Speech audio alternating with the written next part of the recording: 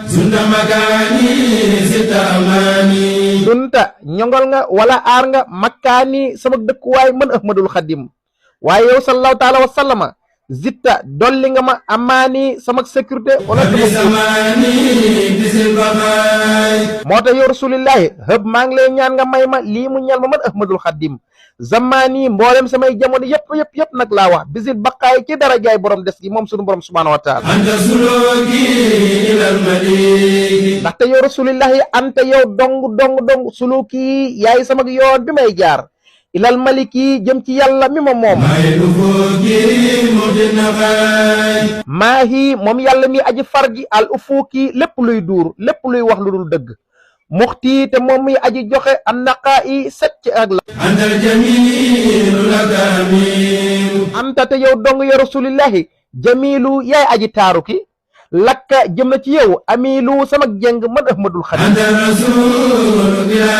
jiray. anta te yow dong yaa muhammad alayhi salaatu wasalaam ar rasulu yaay ndaw li yàlla yónni bilaa jiraa yi ci lul ak rawante